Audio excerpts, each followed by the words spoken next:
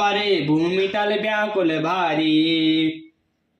चलत न देख पयो तो ही तात न राम सप सौंप्यो मोहि। बहुरी धरी धीर उठे सभारी, कहाऊ पितु मरन हेतु महतारी।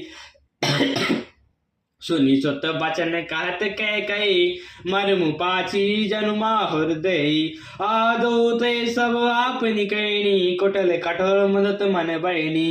हे तात मैंने सारी बात बना ली थी, बेचारी मंत्र सहायक हुई, पर विधाता ने बीच में जरा सा काम बिगाड़ दिया।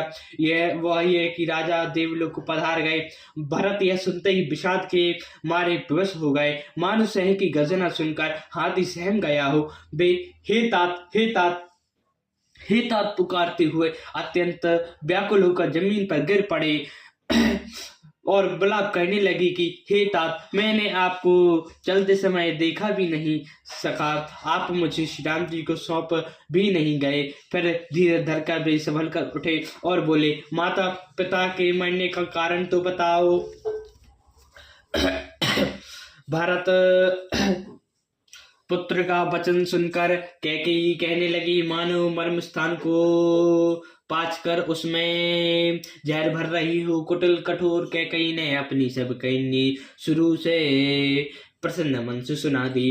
भारत बिसरो पितु मरण रामा, सुनत राम बन गनु सिया रामा। हे तू अपना जानी जिया रामा, थकत रहे धरि मनुष्य रामा।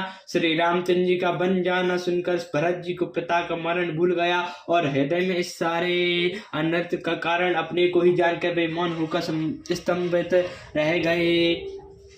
बेकल बेलोक सुतय समुझावतई, मनु जरे जन लोनु लगावई।